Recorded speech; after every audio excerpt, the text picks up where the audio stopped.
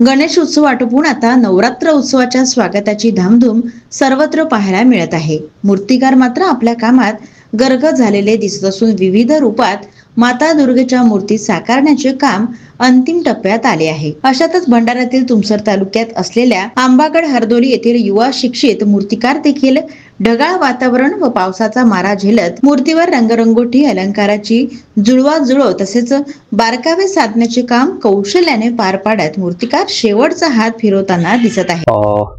माझे नाव हेमंत पटले, राहणार मी इकडे हरदोली, आंबागड हरदोली। आणि या क्षेत्रामध्ये मी काम करत असताना माझे एक लहानपण म्हणजे शाळा शिकत असताना माझे हे सुरूच आहे, एक आवड असल्यामुळे मी या क्षेत्राकडे वळलो आणि आपल्या आवडीला मी माझे प्रोफेशन बनवलं। आणि या क्षेत्रामध्ये माझं एज्युकेशन BA MA हे झालेलं आहे गव्हर्नमेंट चित्रकला महाविद्यालयामधून।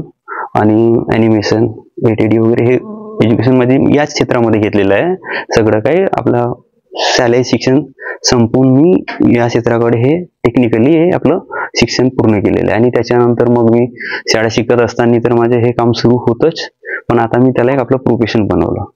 आणि माझे एज्युकेशन झाल्यावर मी मूळ आपल्या गावामध्ये आपलं स्टुडिओ तयार केलं आणि त्या स्टुडिओमध्ये मी माझे एक सगळं मूर्तिकलेचे काम, चित्रकलेचे काम, ग्राफिक्सचे काम मी इथंच राहून करत असतो। आणि मी या कामाला माझे एकदम प्रोफेशन बनवलेले आहे। आणि मला तर वाटते की या कामामध्ये आपण समाधानी आहोत, कारण आवड असल्यामुळे तर असं वाटतच नाही की जर त्रास होईल पण आणि काही अडचणी आल्या तरी आपण सामना करत असतो।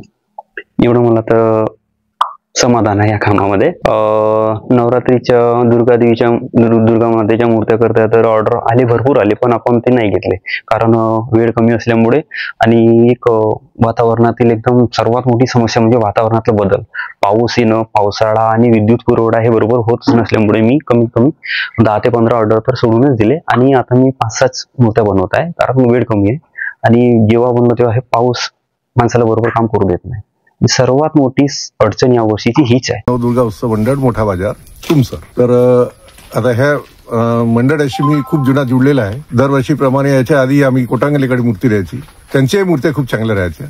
पण आता आपल्याला माहित झालं की इथं आपल्या एरियामध्ये नवीन कलाकार आलेले आहे, तर विचार केला की चला बा एकदा त्यांच्याकडे जाऊन बघू आपण कशी मूर्ती करतात, काय करतात। ती मूर्ती त्यांनी खूप चांगली बनवलेली आहे, खूप फिनिशिंग खूप चांगली येतात।